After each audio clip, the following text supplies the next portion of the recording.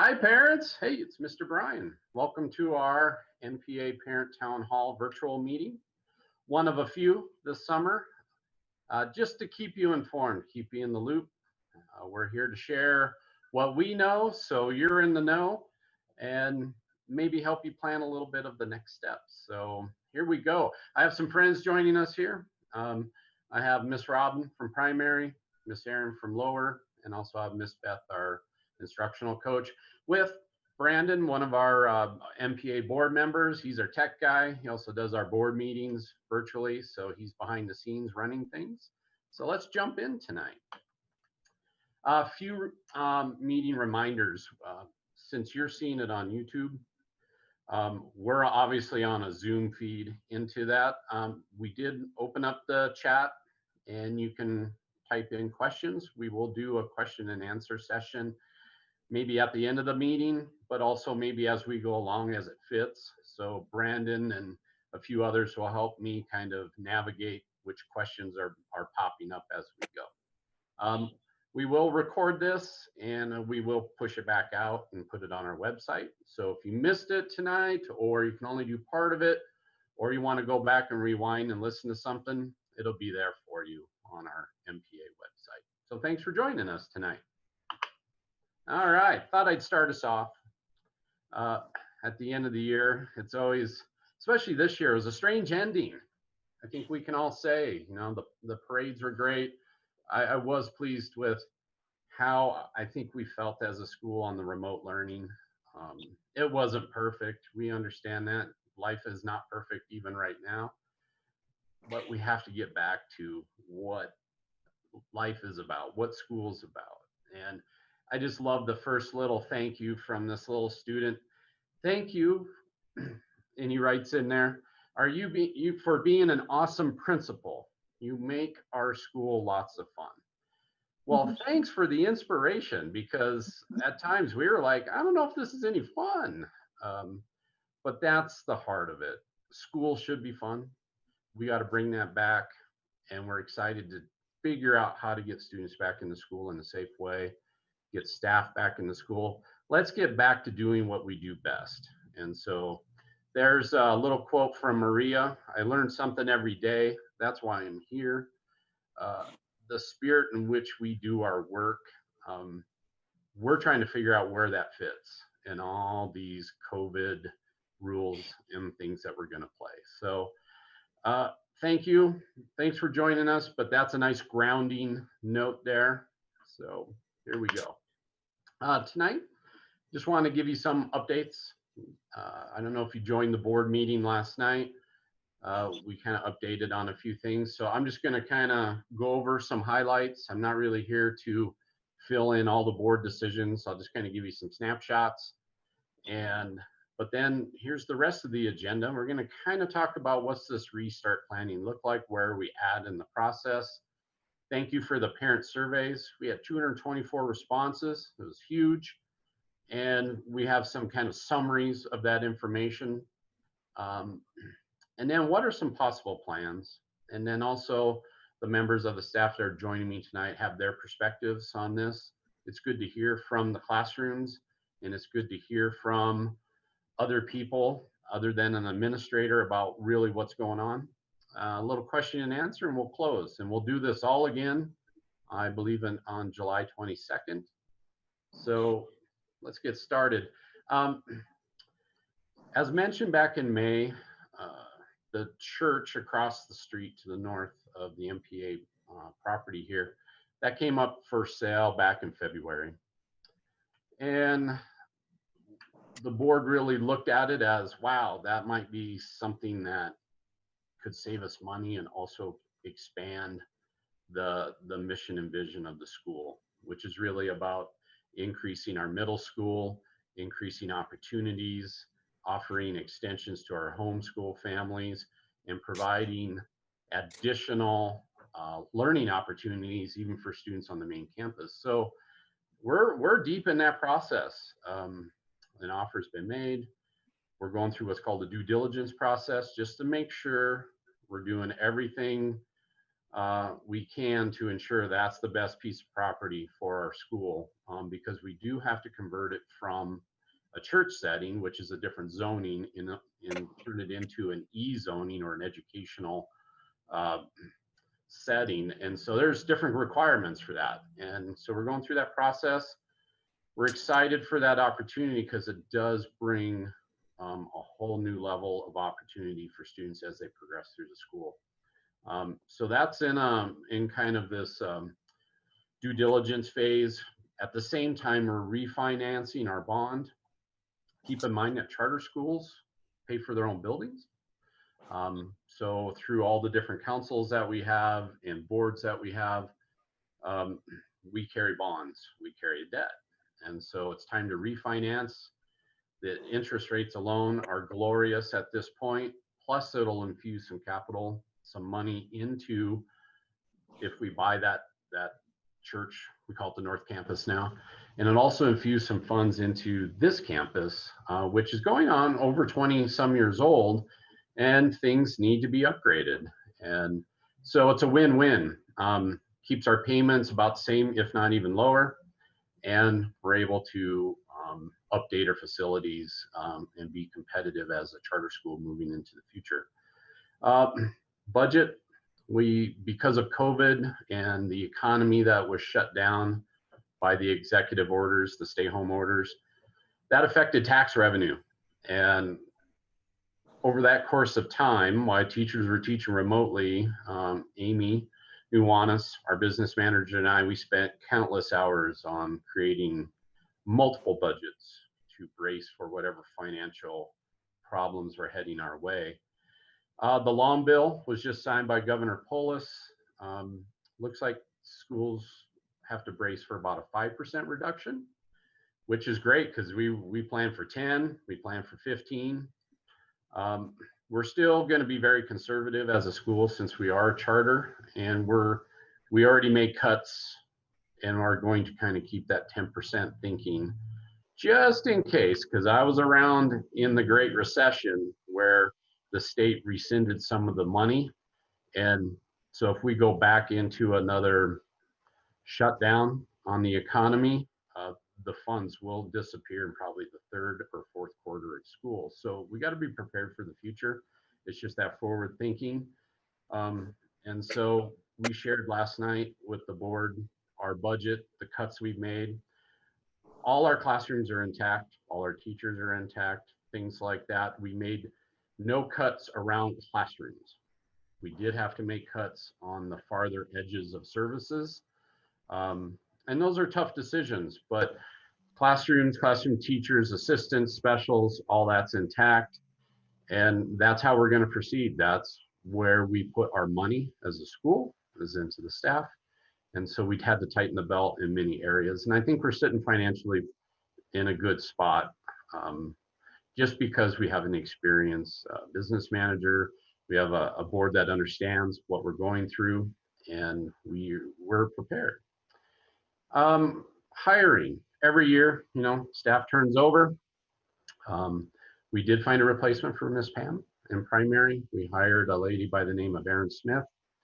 She's an experienced Montessori primary and toddler teacher. Currently, she works for AMI, which is the American Montessori Institute, as a professional trainer and kind of program designer. So, wow, gold mine. So we're excited for that wealth of talent, again, joining already an awesome staff. And then as a staff, we had to talk about and be honest, which staff is coming back in this COVID, which staff might want to stay home. I've learned all kinds of terminology that it's comorbidity. I think that means if you have another health problem combined with the COVID virus, you could cause you some additional problems. We talked about that as a staff.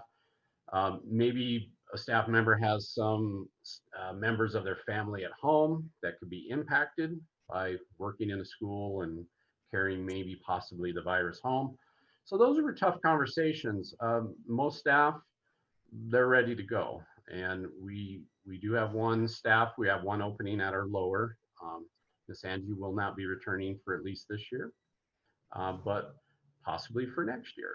And so we have to honor those decisions. Those are private, personal matters, so please keep that. She's already notified her parents, but we have to staff that room, and we have already some good candidates that we're looking at the moment, and I'll keep you updated that classroom. Other than that, we're intact as a staff. We are ready to come back, but we want to do it in a safe way for your student as well as the staff so that we can get through a school year of this. So those are the quick updates about where we're at as a building, where we're at as a board. The future looks bright, and we're moving on with our vision and mission, and we're just making adjustments in the COVID era.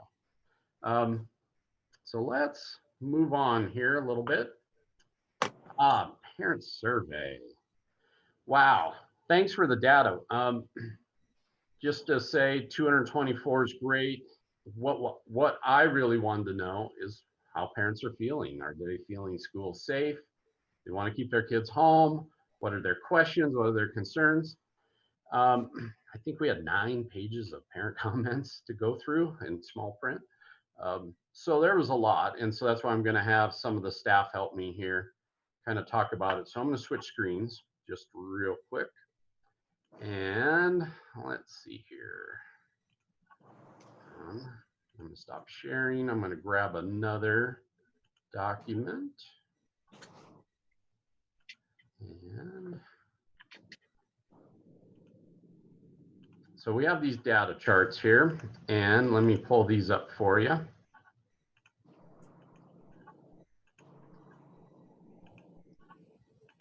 And I'll kind of share with you where we were at and what parents are telling us. The first one right here is about how many children are in households. And this is an important question. This data here shows that 60% of our parents have a single child at MPA, while the 40% have multiple children. And that's an important question because if we go into a hybrid learning where the week is split, that means we got 40% of our families that need their siblings put together maybe on the same day or aligned. So that's an important question. And so that data is very helpful. And then, let's see here, it's not rolling. Okay, there we go.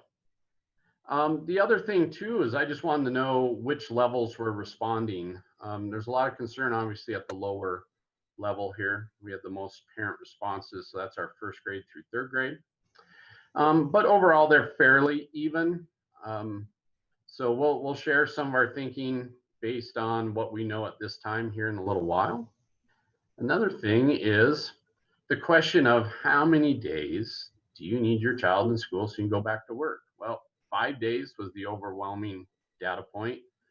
I probably should have had maybe 0 days, but anyway, it's still good information. Most people want to be back 4 days a week or 5 days a week, excuse me. And that's something we need to know because that tells us what parents are thinking. I don't know the concerns out there. You hear a few, but is that the majority? So that's an overwhelming data point. The data gets a little stronger here.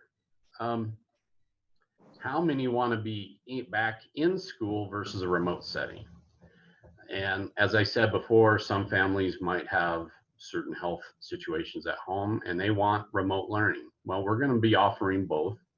If a family wants remote learning, we're going to do our best to offer that. So we have about 8-9% of our parents that want remote learning this next year. That doesn't mean they can't change their minds, but that also means we have about 92% want to be back in the school. And that tells us a lot. Obviously, they need their kiddos back in school for some reason, but also we're a choice school. We're a Montessori school. The learning is with the hands, the head, and the heart. And that's really hard to get through a Chromebook.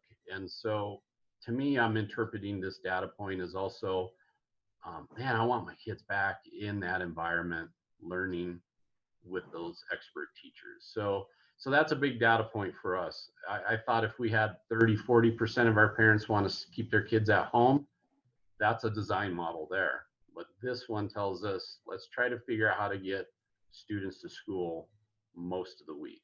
So that's a big challenge. Moving on, I'm not going to spend a ton of time, but this one here is, kind of getting parents' choice on, 5 days a week versus, well, I could do 2 days of remote learning, things like that. So there's that graph. The other one is siblings. All the families that have multiple children all want them on the same day if we're in a hybrid. That's overwhelming. That's almost 98% with 119 responses. So that's really good for us to know as we jump into planning. And then kind of another question around instruction and childcare. What's the need for childcare? So we're going to do our best to respond to we have actually more maybes than yeses, but that is something we have to figure out for staff that have children as well, and families that need childcare. So we'll do our best on that. And then how many parents have kiddos on plans? Everything from ALP plans to 504 plans, special education, might be ESL. And wow, good response. And that is something that is a high priority for us. That was very difficult to do in a remote setting, is to do very specific plan-oriented teaching. And so we're trying to figure out how we can make up not only for lost time, but also get that either one-on-one or those small groups put back into the school. That's a high priority. So that's the data. I'm going to jump back to our survey. Wow, that was much easier than my last way. And like I said, we had a ton of parent comments, lots to go through, lots to kind of summarize. We have what's called a roundtable team here. It's a collective group. Other schools call leadership teams, but we sat down, really reviewed it. We had a staff meeting today over the summer. It's probably the first one that's happened in June, probably in the history here. But it was a great response. It's good to see everybody again. Of course, we had to do it virtually. But again, we're kind of sharing this same information even with staff members, because some of them have been away from school for 2-3 weeks at this point. So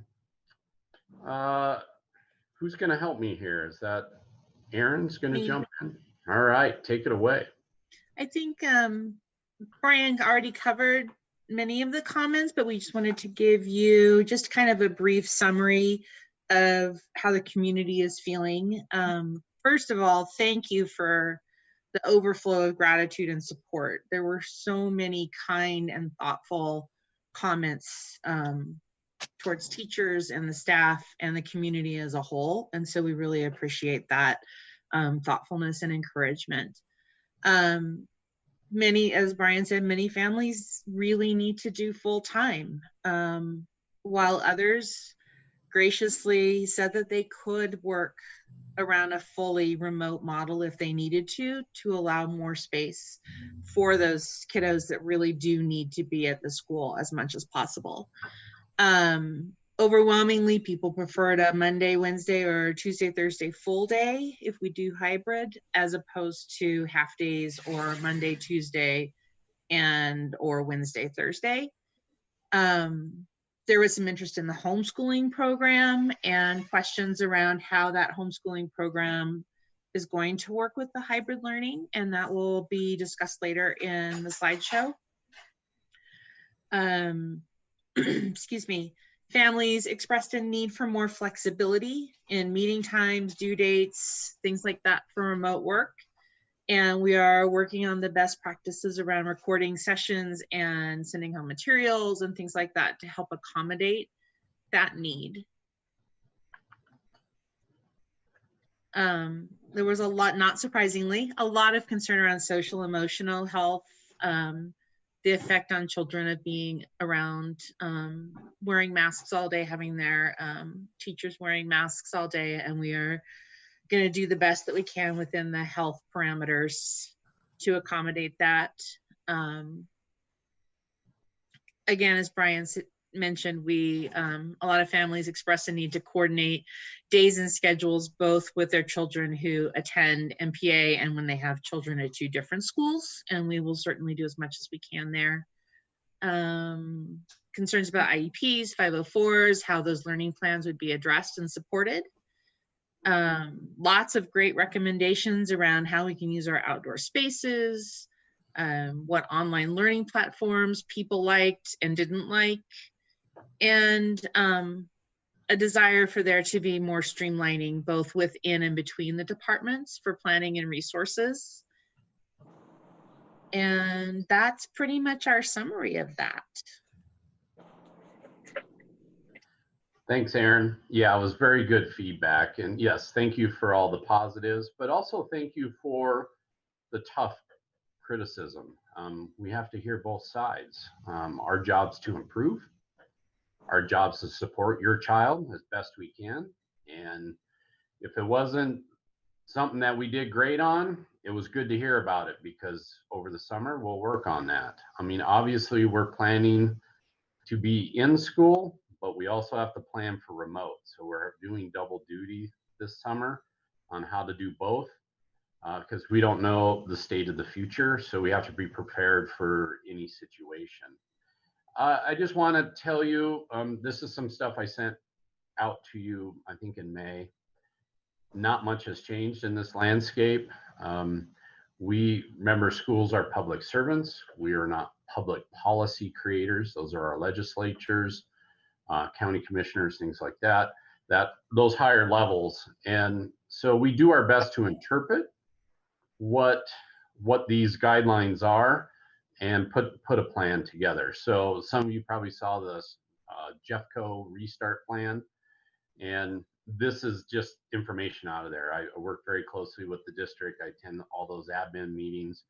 I'm talking to my community superintendent on a almost daily basis. So here's the kind of the summary of it. The 6 feet social distancing, I think, is here to stay. Even restaurants I've had to open recently have to kind of try to figure that out in a restaurant. It's a little challenging. I've been to one. You know, it kind of works, kind of doesn't. And I think we're going to find the same in schools. Kids move around. So that's not going to be a perfect science. We have to understand the behavior of children here too. Adults sitting in a restaurant is a little different than Miss Robin's going to have 3, 4, and 5-year-olds. So, so we'll do our best with the 6 feet of social distancing.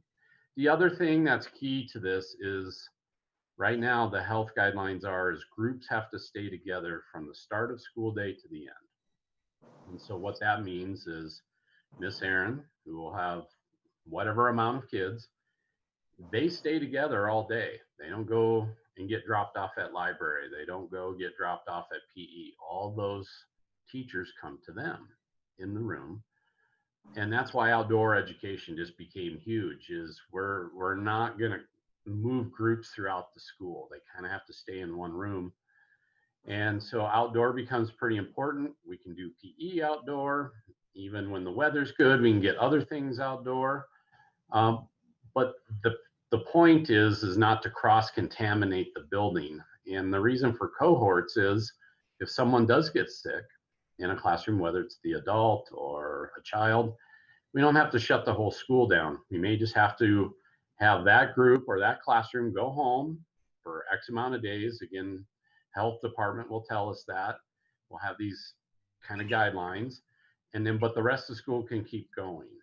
And so that's kind of the thinking around cohort grouping. And so that makes it a challenge.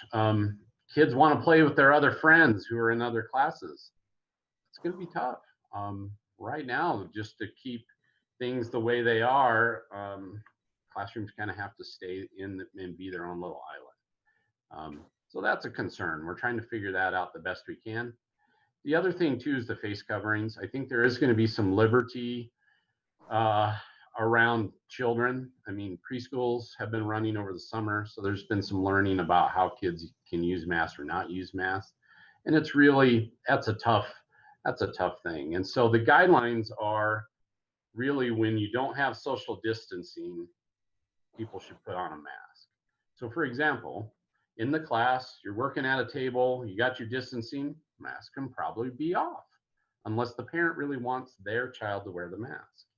So that's important. What's the wishes of the parents? And again, they're kids. I can't even seem to wear a mask all day. I've tried. It's tough. Um, so teachers, same thing. If they're socially distanced far enough and they need to talk to the class, they can probably take the mask off. We're looking at face shields, things like this. But we're trying to figure that out so that it feels as normal as we can, but also keep staff safe. For me, at times I have to wear a mask. I'll probably wear a mask in the hallway, but when I'm working in my office, I won't. When I go to a classroom, if I'm socially distanced and I have an announcement to make, I could probably pull my mask off. But we're going to have a lot of talks around that because, you know, I've had some past health issues, you know, lymphoma. And so I just want to keep myself safe. I cannot, you know, jeopardize myself. But I also have to have that balance of I have to tell kids why I'm wearing a mask. And then times I don't wear a mask. And so I think we can do a really good job. We'll make it Montessori as best we can. And children are champions of understanding if you explain it to them in a way that they understand and why we're doing what we're doing. So I think there's some lessening of the requirements on the mask.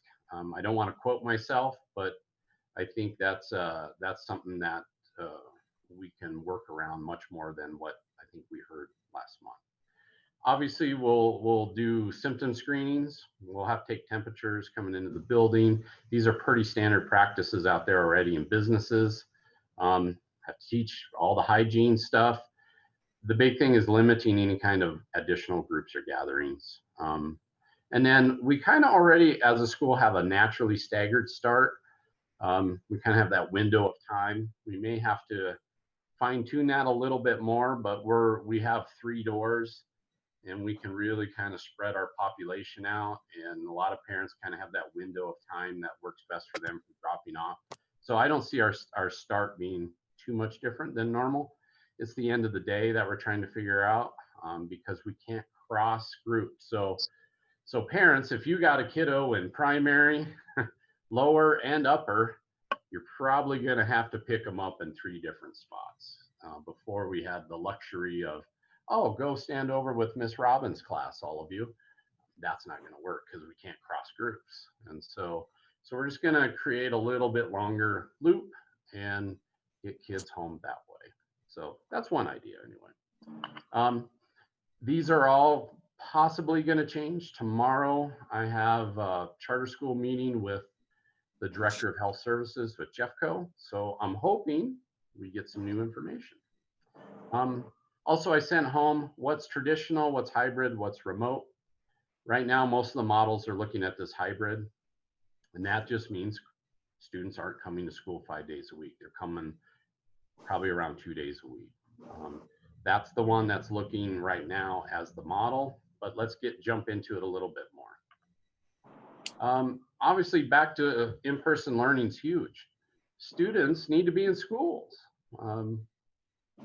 Friends, that human interaction, the laughter, the joy, the grace and courtesy that we teach here, all this is really hard to do remotely. And those, I mean, obviously we all made it through, but we want schools back, and the social emotional needs was really high. That was a high bar on that parent survey that needs to be addressed with quite a few of our students, is just that feeling of being safe, this anxiousness over what's going on in the world. Schools tend to help bring all that down because they're busy and they're learning. Plus the hands-on. Yeah, it's really hard to do that on a Chromebook. So let's get back to what we do best, and that's the Montessori practice. Less screen time. I don't have to tell you all the reasons, and teachers want to be back. That's what we signed up to do. It's like that card from that student on the first. It's the joy of the job, and the staff overwhelmingly wants to be back. And so that's what we're going to be trying to do. I'll update everyone in July a little bit more on the face masks. Some alternatives are the shields, which I think we're really going to have to use when it comes to the small group learning, because your distance is so close. If your child has speech services, those articulation lessons, that can't be done from 6 feet away. So we're trying to figure that out. I don't have all the answers on that, but all those little dynamics of how teachers work with children, we have to figure out every move and how to make it safe. And so we're working on it. We don't have full permission to use all these materials just yet, but we're working on it. I kind of covered some of this earlier, the reason for cohorts and how we also don't have to shut the whole school down if we do get some cases. Parents, I can't promise we're going to be COVID free. There's no way to guarantee that.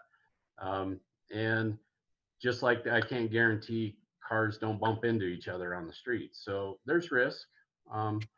But I just want you to know we're looking at everything. It is a summer of work. We're looking, I've measured every space in the school with this. We're looking at how the front works. It's just down to the details. And we're waiting for better public policy to guide us. That's the next step. Let me kind of give you a quick lesson on public policy. There's a state board of health. All counties can submit waivers to the state board of health. So for example, restaurants, Jefferson County, the county itself, not the public school, but the county, put in waivers to say, hey, can we open up restaurants? And that waiver got approved at 50% capacity and so on. My understanding is the school districts have put in requests for waivers. All right, what's next? It's kind of a ratcheting up aspect.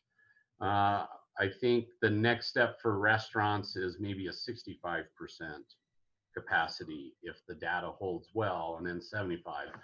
So schools, we haven't heard much since May. In fact, this first plan that's on your screen is still our current policy. We all expect it to change, but right now, Jefferson County and Jefferson County schools, we're still thinking until it changes, until that public health standard changes from somebody above me, it's still a 10-to-1 ratio, which only gets kids to school 1 day a week. So any of you who've read the Jeffco Restart Plan, it really talks about kids may be coming 1 to 2 days a week. That's the best in that 29-page document that they have, okay? That I'm hoping will change. I think it's just the order of all the waivers and the response at this point. Obviously, they had to get restaurants and businesses going because schools went on to summer break. So I just think we're kind of in a holding pattern until we hear new information. That's my hope, okay? But this is a really restrictive plan. This only would allow 1 teacher and 9 students in a class. If you have 30 students, that's 4 days of teaching with very small groups, and kids only come to school 1 day a week. So that was the May plan. We quickly evolved past it. Now we're kind of thinking 15-to-1. Denver Public Schools has put out a video on their main website saying they're probably going to be doing 15-to-1, while Jeffco is still kind of talking about this other plan. So every district's kind of approaching this a little different. All the other different districts are pretty quiet. You're not going to find much from Douglas County, Littleton, and Aurora. They have no numbers on their websites. They're all working in, I guess, some kind of committees right now, putting all this together. Okay. So this is kind of where we were in early June. Well, could we get 15 kids in a room? These kinds of things. What would that look like? The assistant could be in the room supporting kids, also doing the remote if we're in a hybrid situation. Like I said, families who choose remote can still get it. So we do have to have a remote platform for those families, okay, as a choice. So someone's got to be operating that. So if the teacher is working with students, the assistant becomes vitally important to not only maintain other things in the room, but also attend to the students remotely and then the lead and the assistant can trade back and forth. And so this is kind of where we left off in early, and we were thinking, well, we could get maybe 15 preschoolers and kinders in there. As of today, we can go back up to capacity in primary, since that's a different licensing situation. So that means somewhere between 15 and 20 students in our primary classes. So that's pretty much back to normal. I think we can go 5 days a week, because I asked Jill, she does a lot of our licensing for the school, Miss Jill. I said, I need it in writing. Sure enough, I got the email today. So that was yay. I think primary parents, I'm not gonna, get too crazy, but traditional school might just come back in that realm. From first grade up, life's a little different at the moment, okay? So yay, kind of a half celebration there, okay? But I did see it in writing that we can have more than 15 kids in primary, okay? As long as we can socially distance, we're close, okay? So we talked about hybrid schedules. In fact, I took this right out of Jeffco's materials. It would just be alternating days. That's not our choice. Please understand. That would be hard, but it's a possible reality. Okay? And what do we do with that 5th day? Is that a teacher plan day? Is that an all remote day? Is that a day we could bring in students who are on plans who need that catch up work? There's a lot of thinking going around that if we have to go to an alternating A-B day. But that's not our preference, okay? So we're hoping for something better. What we're doing right now is called testing rooms. We're just looking at, with our current rules, how could we socially distance in each classroom? So each classroom is roughly 950 square feet, but you can't count all that feet. You figure every student has to have 6 feet around them, okay? So those of you who are good at math, but you have things like recessed doorways, sink areas, countertops. There is some storage in rooms. A 4-foot table, round table, is a huge problem because you can only put 1 student at a 4-foot round table because it's 4 feet, not 6 feet. So we have some furniture challenges. And so this comes from Miss Judy's classroom in Lower. Her and I met early this morning. We looked at the room and we're just mapping stuff out. We're just trying to figure out the safest way she can teach and students can be safe. So we're taking this ultra serious. I've challenged the staff to look at their room and what's the maximum amount of students that they can put into a room safely, okay, with 6-foot social distancing. Now, every school around Colorado's probably got different classroom sizes. They're all sometimes in an average zone. Roughly short of 1,000 square feet is about an elementary classroom, but not all. Some schools are smaller, some are bigger. Ours are fairly close. There is some variance. So this is our task. If this is where our policy sits, health policy, that we can put as many kiddos into a room and but they have to be socially distanced, we're somewhere between 15 and 20, but that doesn't solve all of our problems. So we're working on that. So our third draft is what I just talked about. How many can we put into a classroom? If Miss Judy or Miss Erin have 28 kids and we can only put in 16 or 18 kiddos, what do we do with the rest? We're still back at an A-B model. We really need public policy to shift to 25 in a class. I listened to Governor Polis. He met with us charter principals, and that's where he announced, oh, I really want 20, 25 kids in a room. Well, that's just an announcement. That's a wish. Until an executive order gets written up, put in writing, that is not the policy we're operating under.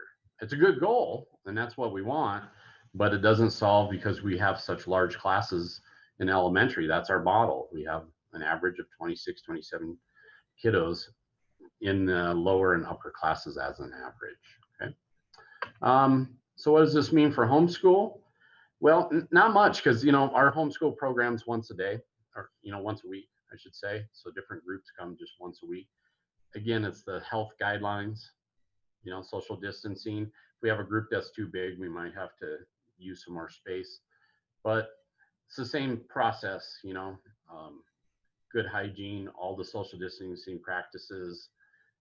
Again, get outside, because they can't mix. If we have two different groups going on, they can't mix with each other, so they have to stay in their own groups. So it's the same rules as I explained earlier. So I think we can be flexible. If, say, the North Campus, our church property, comes on, homeschool program is going to be moved over there, and that might give them some more operating space, but we don't know when that would happen during the school year. Okay. Teachers, anything you want to say about those plans from a teacher perspective before I move on? I just think that we are being very flexible in our thinking. That's part of our Montessoriness, is finding opportunities where opportunities come available. And I think we're all just trying to really become as flexible as we can in our thinking. Mm-hmm. And I think our mantra is very much plan for the worst and hope for the best. Otherwise, I think you really covered it. At some point, there are only a couple of questions that I don't think we were able to answer so far. Okay. Just in the chat. So at some point, if you want to know what those are. Yeah, we can maybe get that at the end. We're plowing through this pretty fast. Again, our goal is we would love to have 25 students in a room, because if I'll just give you an example. If Miss Aaron has 28, but we can get 25 in a room because they changed some of the criteria for schools. And we might have 3 families that are like, hey, we're doing remote learning anyway. Bingo, we got it, right? Anything short of 25 puts us at 2-day-a-week learning. That's just where we're at. We've had lots of creative ideas, like how many kids could we put in the gym and build some walls? And I've been shot down on all these, running them through my boss, and so as a charter principal, I don't want to do something that jeopardizes safety or jeopardizes our charter. I would not want county help to come down on us because we're being a little too experimental, and then we have to shut the whole school down. That would be a big bummer. We don't want to do that. That would just mess up everybody's life. So there's this fine line of being too aggressive in our planning before we get all the rules. And so we just have to kind of slow down, understand it's a waiting game, and we're hoping for better policy come July or end of this month. So that's kind of where we're at. So this is the 4th draft. So hopefully by middle of July, I can give you a full update. I think what's coming down the pipe, though, is whatever rules, if they stay the same or if they shift, we're probably going to have to survey just individual classes. So we're going to have to communicate with you parents again, but probably in a different way.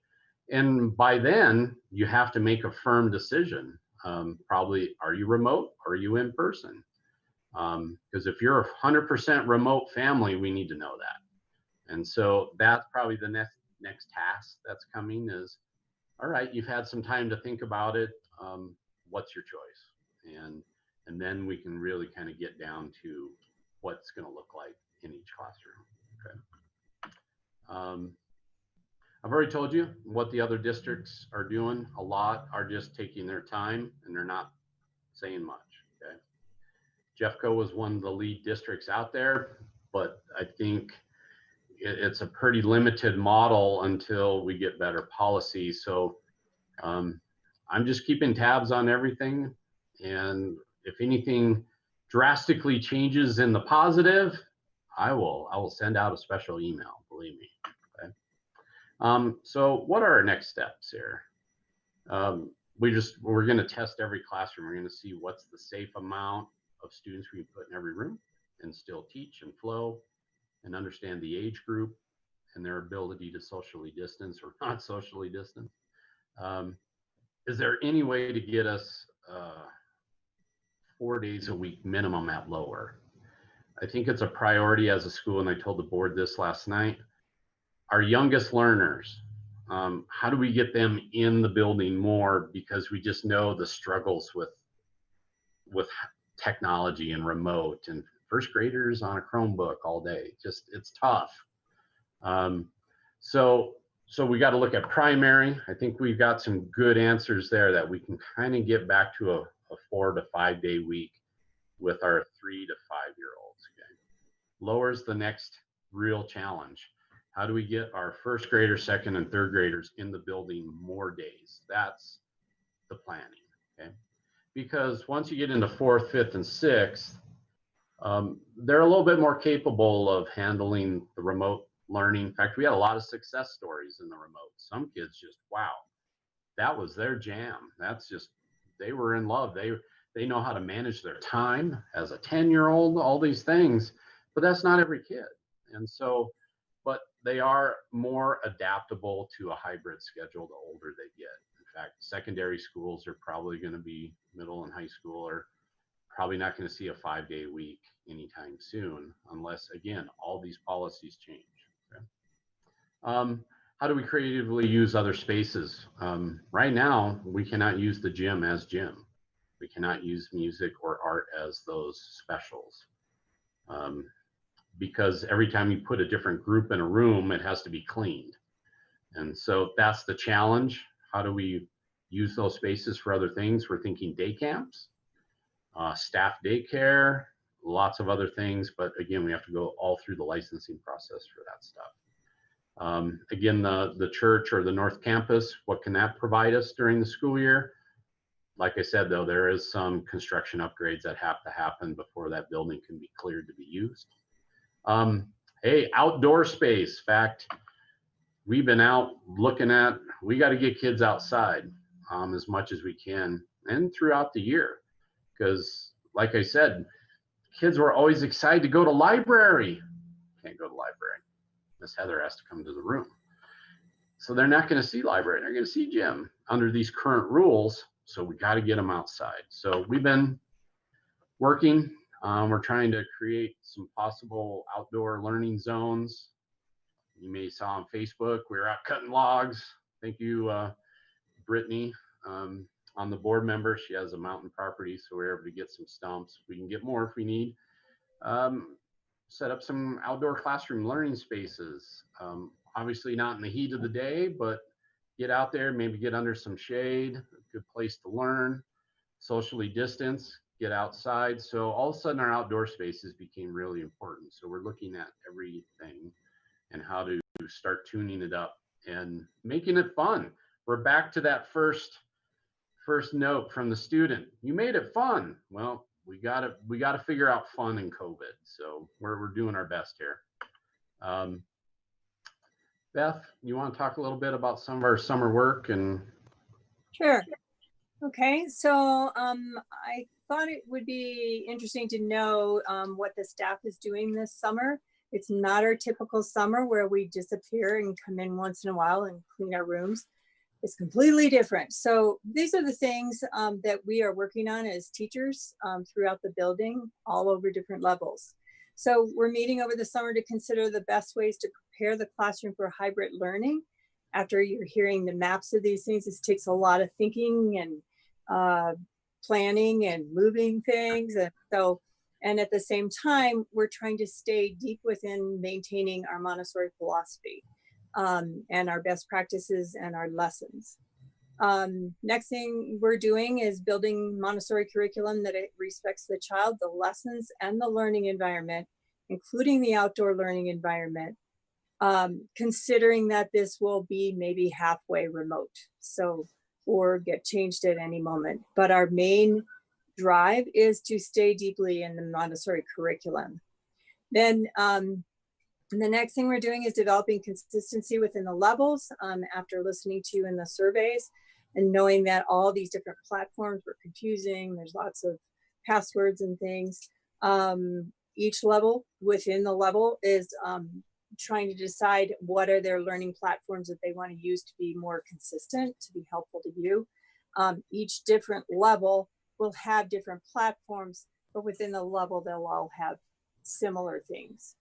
And then another thing that we're doing is researching and implementing training on how to successfully meet children's social emotional needs, because we discovered this is essential. It also is a piece of who we are as Montessorians. It's a piece of our learning. So we're looking closely at that. And then the next slide, Brian. There. We're recreating best practices for teaching reading skills in our new environment. We're also meeting with Seth Webb, who has been our liaison from National Center for Montessori in the public sector, to reflect on our Montessori practices. That happens next week at all levels, to figure out how we can make sure we keep in mind high academic outcomes and keep our best practices for supporting the whole child. Then two more things we're doing. We're working with teams reflecting on how to best stay true to the Montessori environment under new social distancing rules. So it's kind of a happy, little baby happy thing that we can take off our masks sometimes. So every little thing counts. And finally, we're keeping our MPA students, community, and mission statement and our vision first in all the discussions and the decision makings that we're doing. So we're trying to stay deeply planted in our Montessori while we re-envision how to live in the hybrid world. So these are our work all this summer. So we're pretty busy. Before I kind of go into this last part, Miss Robin, you got any other things you want to share with families? I think that was very well said.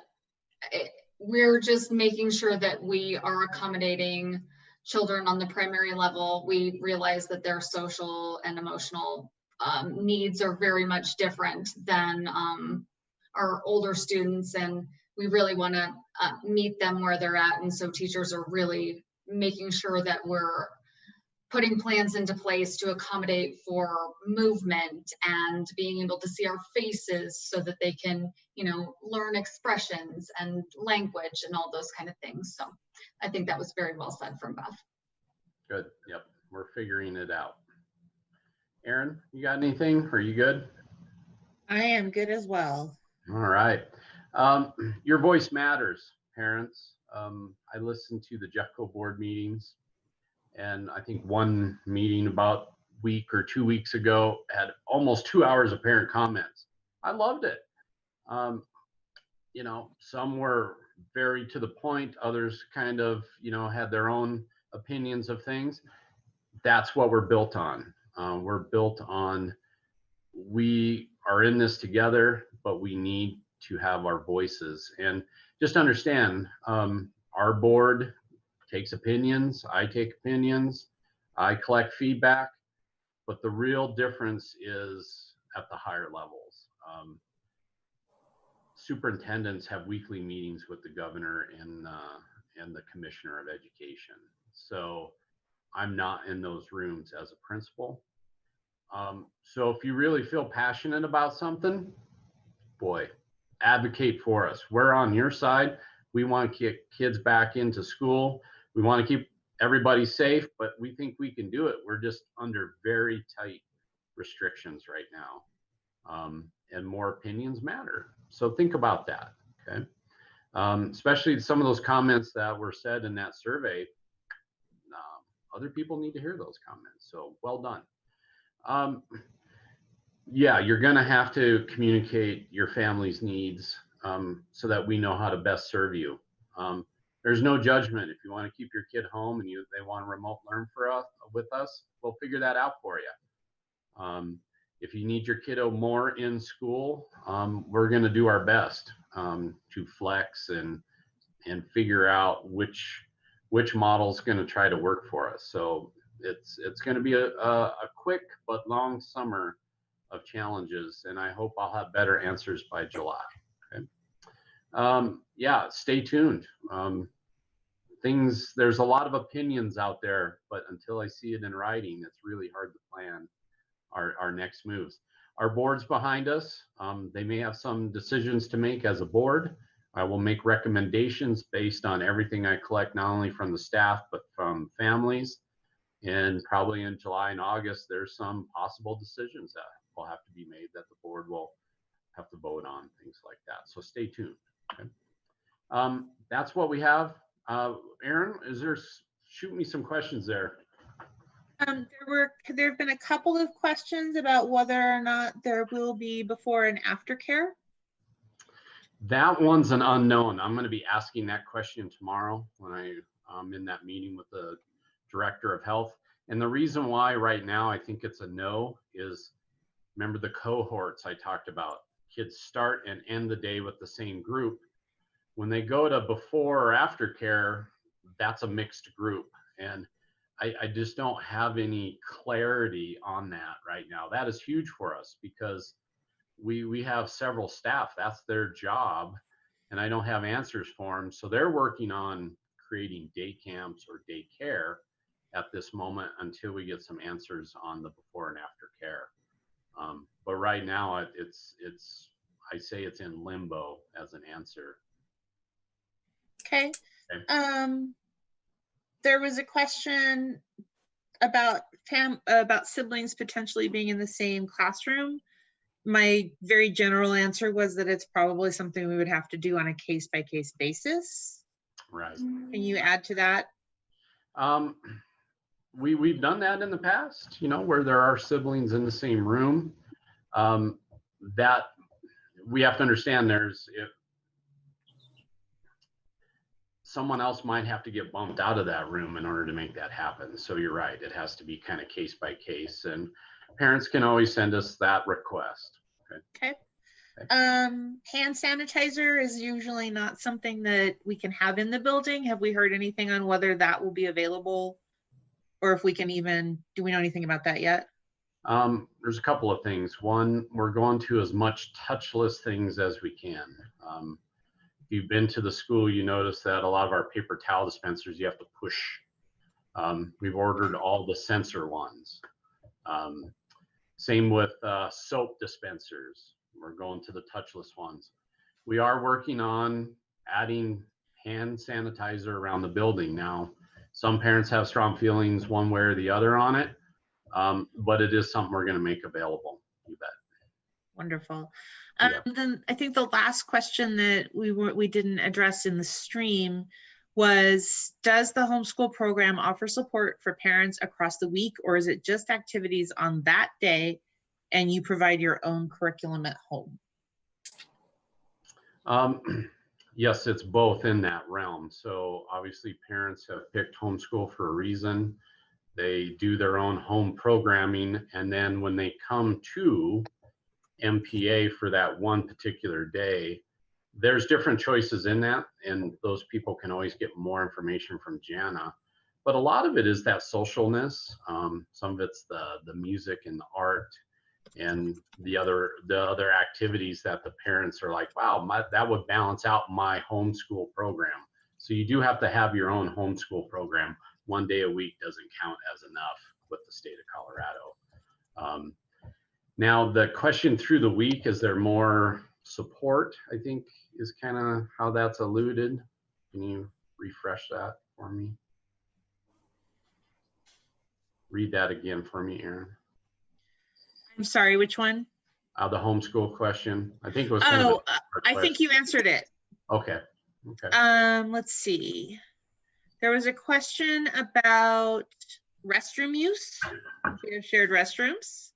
Yep, right now, the current guidelines are only 1 to 2 students in a bathroom. One of the things that we're working on is most modern schools, and I came from a school that had this, is there's no doors. It's kind of like an S weave into the school, into the bathroom. And that's done so that kids aren't touching doors and fingers and things like that. It's kind of a new modern building standard. But ours were built at a different time, but we're looking at adding some partitions. So we can still maintain privacy, kind of create an S into the bathroom, but again, kids aren't touching doors. So we're working on that project. 1 to 2 in there. There's going to be some social distancing kind of, you've probably seen the stickers when you go to Costco and different things like that. We're going to have those in the hallway, and children have to line up on those and wait. So no more than 1 to 2. That's the current guideline, which we don't have very big bathrooms anyway. So that's going to be kind of a normal practice for us.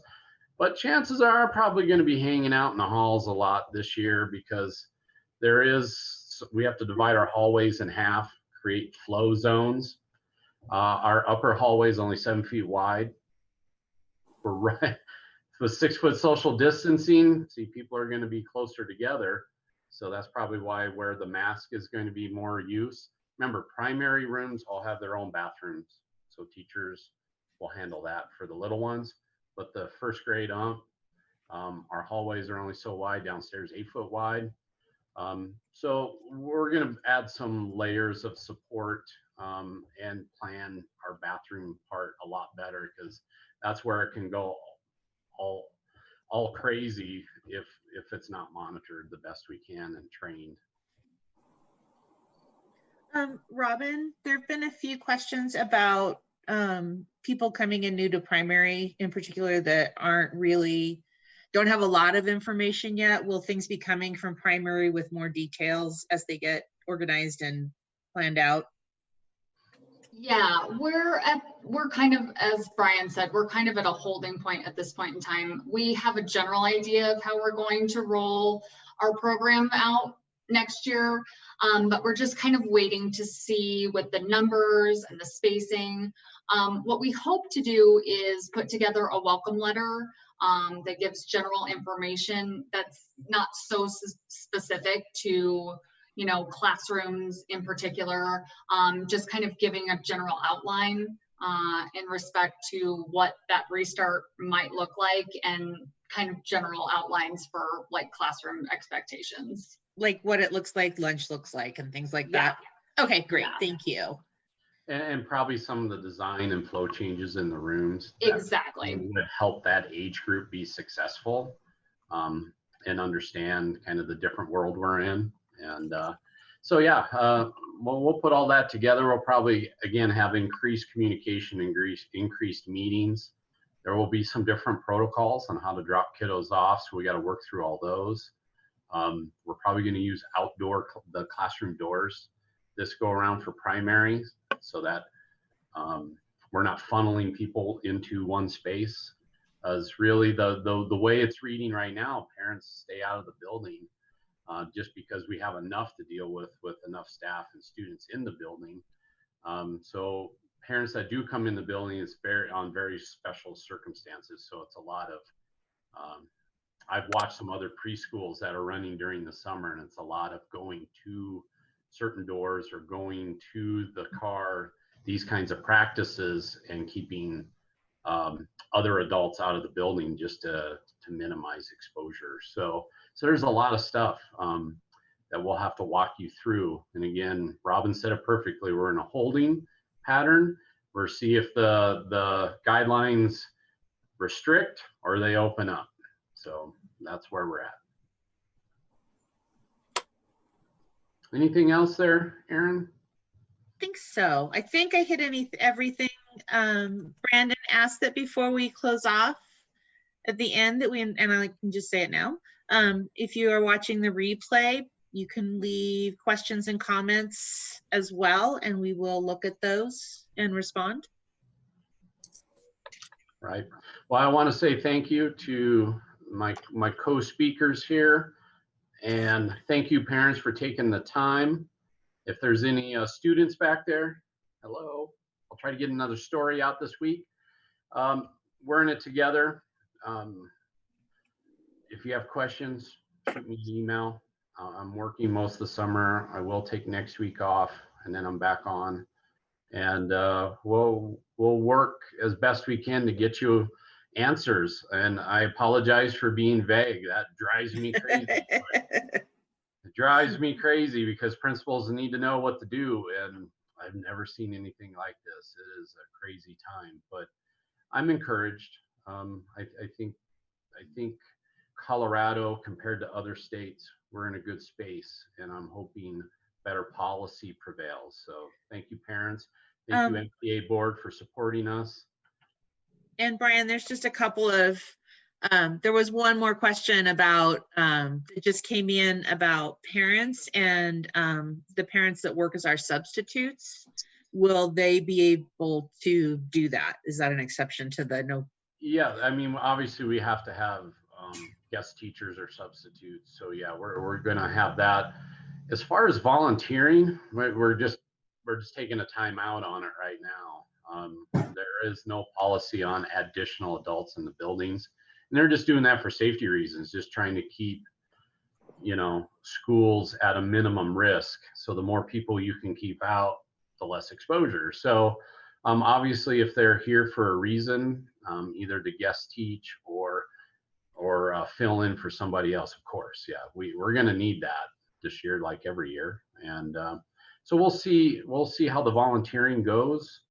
I'm waiting for those guidelines as well. Like I said, I just that hasn't even really been addressed in any way, shape, or form.